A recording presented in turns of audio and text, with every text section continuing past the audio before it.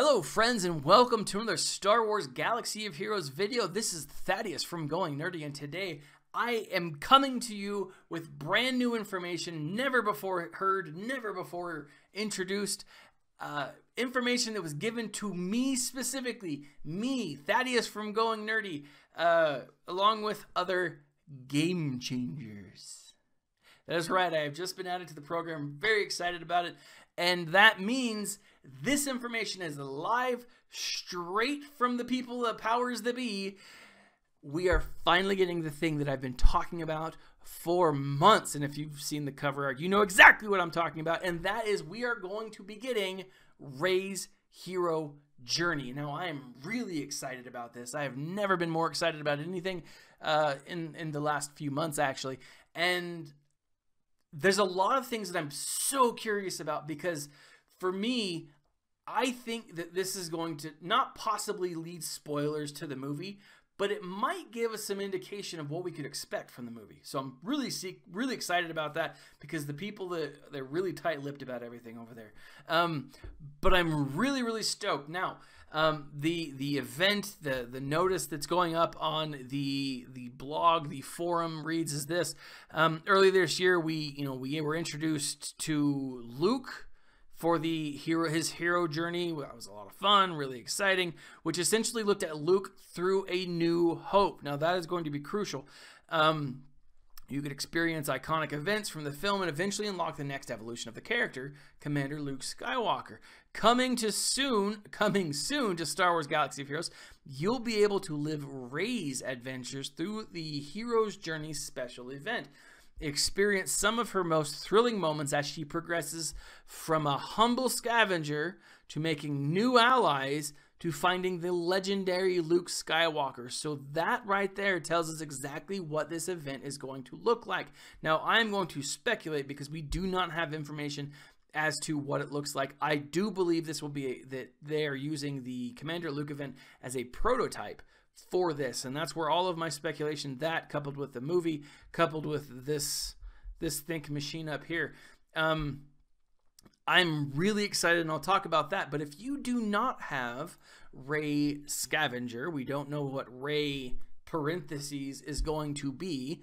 Could be Rey Kenobi, could be Rey Skywalker, could be Rey Palpatine, Rey the Mandalorian, Rey Organa, Rey the bastard child of whoever.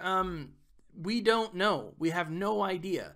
And that is what I'm really excited about, right? Finding out what is in that little bracket will give us a lot of information about what we can expect from episode 8. Super stoked. But if you don't have her in the game, there are a number of places that you can get her without having to actually pay. Now, it is likely that they'll release packs and bundles to go with this. Hopefully, we may not see this, but hopefully we will get a double drop. That would be awesome. I don't know. I'm not guaranteeing that. I don't know if it's possible. It will happen. I'm not saying that it will, but it could happen. If it does, take advantage of it. Now, there are 4 places in game that you can actually farm Rey. That's not including the Chromium data packs that she's in, the Chromium mega pack that she's in, or the data cards that she is possibly in. Those are a gamble. You may get them. You may get character shards. You may not. I don't know. But there are, like I said, 4 places that you can actually farm, and they are light side battles 2A hard. That's 12 energy apiece. You can do that 5 times a day. Same with 5D. That's the dark side hard. 16 battles or 16 energy. Now with that, you also get the opportunity to farm the Millennium Falcon. So not a bad time to farm, especially if they double drop. Even if you have Rey, do that. If they do a double drop, farm her there because the Millennium Falcon is going to be a hard thing to get, and it will take time. This will help you get there. Now, and the third place is the 7B hard. That costs 20 energy, so that's about 100 energy a day for all 5 of those chances. And guild shipments, which are 400 guild currency, which you get 5 shards every time you redeem a Rey pack or whatever. So it is possible to get Rey, and it's possible to get her fairly quickly. I don't want to do the math because the last time I did math on here, it didn't work out. I am not a math person. I am a talker. I'm a thinker. I'm a doer. I don't like to do math, though. Now, with that, In addition to that, if you are an Android player and you have disposable money, there are things that you can do. They are running this this Google Play account, this Google Play activity, where if you buy any amount of Google Play money or gift cards, so like 10, 20, 50, you are rewarded in-game with shards, crystals, and I think maybe even a little bit of money. Now, here's the thing. You don't have to use that gift card to actually pay or to use it in the game. You can use your gift card to buy a movie, a book, a video game, somewhere else, right? But just by redeeming it here, you do get the opportunity to get those extra shards and those extra crystals. So keep that in mind. That is an option. It's not an option for a lot of people, and I totally understand that. So that's why I'm saying if they do double drops, or if they do double drops, I don't think I needed the extra do there. Although poop jokes are funny. Hopefully you're laughing, because I'm laughing on the inside. Anyways, there are places for you to farm her. You should be able to get her. If you can really just focus on her for the next little bit, you should have her probably in about 2 weeks, maybe a little bit longer, depending on where you are. Now, I'm not guaranteeing that, because obviously if you're starting from 0, it's going to be hard. And these drops are not guaranteed, right? These light side battle drops are not a guarantee shard. Maybe they'll loosen the strings on the rate of drop. I don't know. I wouldn't guess on it. I wouldn't bet on it, at least. But I do think that you should be farming her. I mean, she's a solid character anyways. And if you're not farming her, you should probably farm Resistance and quite possibly First Order. They're a great team. They're both great teams. They're very valuable. I love my Resistance team. I'm doing between 6 and 8 million in damage on phase 2 of the heroic tank. And all I'm doing right now is getting my Resistance team up because I love them. I'm having a lot of fun with them. But that's where you can farm her. You will need her. She's the only character that they say you will need, but they haven't actually told us what to expect. Now, if we take the movie, if we take the Luke event and just say, hey, it's going to be like the Luke event was, it's going to follow the movie, what we're going to see is an event that has 6 tiers, allowing you to get a 7-star new Rey, whatever they're going to call her. We don't have that name yet. Again, very excited. But each of those tiers will have different phases within them. So there's no guarantee that you'll need one character for one and you won't need them for another. That's possible. But here's what I think we're going to see. I think right off the bat, we're going to need Rey and BB8. There is a BB8 event going on early this month, the month of November. You can farm BB8 my suggestion is to try and farm him to at least gear level 5, star level 5. I don't think you're going to need him past that because BB8 doesn't show up in the movie really after about halfway through. He's with Poe most of the time after that. And so I think that what we'll see is we'll need BB8 for the first half of the event, but we'll only need a BB8 who is low star rated, right? So if you don't have him 7-star, that's not going to be a huge problem because you could have him a lower star and still get those shards available. So I think if that's the way they go, it would make sense to me. I don't know. Again, I want to preface this. I don't have any proof, just using what I know about the movie, the game, and the previous events. Now, Rey and BB8 will probably be fighting Unkar Plutt's goons. Next, we will possibly see a Poe Finn leaving the Star Destroyer, or we will see a Rey Finn BB8 fighting and running away from stormtroopers until they get to the Millennium Falcon. Those are the two that I think we'll see for phase, or for phase, not phase 2, for tier 2, right? So that's what I'm thinking we're gonna see. So make sure that you get your Finn up.